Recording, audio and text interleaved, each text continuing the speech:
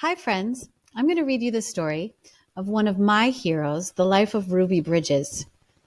Ruby Bridges was a little 6-year-old girl who conquered a great injustice. Who is Ruby Bridges? When she was just 6 years old, Ruby Bridges became an American hero. She was the first Black child to attend an all-white school in New Orleans. It wasn't easy. People yelled at her, they called her names, but Ruby didn't quit. Her courage changed people's hearts and minds. In May of 1954, the U.S. Supreme Court ruled on a tough case. It was called Brown versus the Board of Education.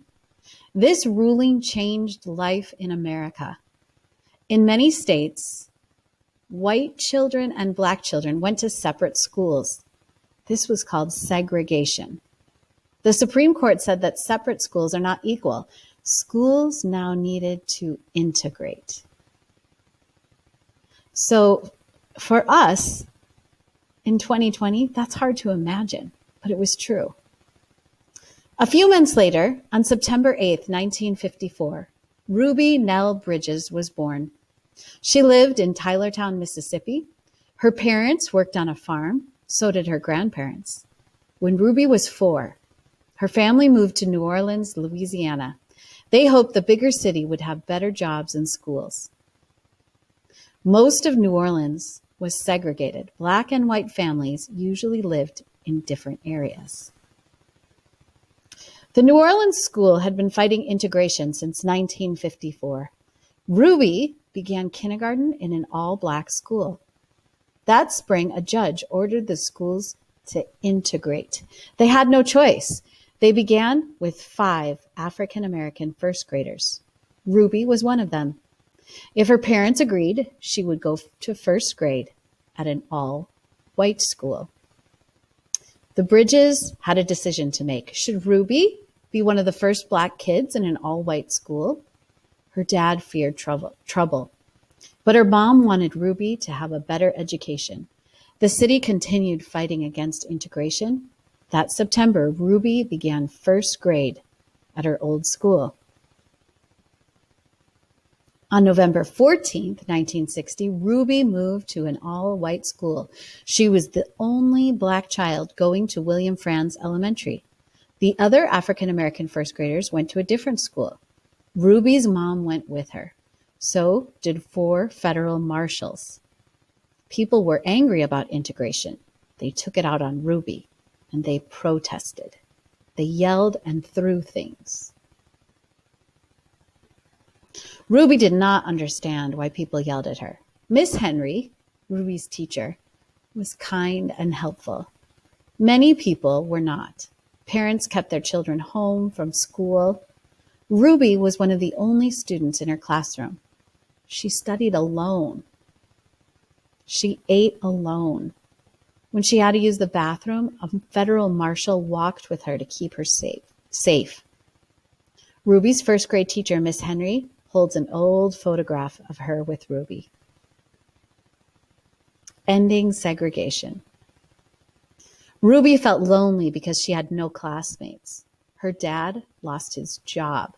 So did her grandparents. Ruby's story was in the news. People around the country sent money and support. Slowly, students returned to school. They were not in Ruby's class, but she met them. They became friends. By spring, the protesters went away. If you look at the picture, it's a statue in Oakland, California, honoring Ruby Bridges and other leaders. Ruby entered second grade in the fall of 1961. Other students joined her class. People stopped protesting. Ruby's bravery moved people. Norman Rockwell, a famous artist, painted a picture of Ruby. In it, she walks between the federal marshals. She looks small but proud and determined. The painting was printed in Look magazine on January 14th, 1964. Ruby makes friends with kids in her grade. Equal rights for all. On July 2nd, 1964, President Lyndon Johnson signed the Civil Rights Act. Ruby had just finished third grade. This act made it illegal to discriminate because of race, color, sex, religion, or national origin. There were no more all black or all white schools. Now all schools were integrated. Racism didn't end right away, but this was an important step forward. Thanks to the Civil Rights Act, Ruby went to an integrated high school in New Orleans. After high school, Ruby worked as a travel agent. In 1984, she married Malcolm Hall. They lived in New Orleans. Ruby raised 4 sons. When her nephews attended William Franz Elementary, Ruby volunteered there. Ruby did not forget her struggle. In 1999, she wrote a children's book about her life. It is called Through My Eyes. She also set up the Ruby Bridges Foundation, and it promotes racial tolerance. In 2009, she wrote another children's book, Ruby Bridges Goes to School, My True Story. Ruby wants to create change through education. In the summer of 2011, Norman Rockwell's painting was on display in the White House. On July 15th of that year, Ruby visited President Barack Obama. He said, "If it wasn't for you guys, I wouldn't be here today." Today, Ruby talks with children about her experience, and her life proves that one child can change the world. I hope you enjoyed learning about Ruby Bridges. Ruby Bridges is one of my heroes, and a few years ago, I even got to meet Ruby Bridges. I'll show you a picture in the activity, and I'll link to some more information about Ruby Bridges.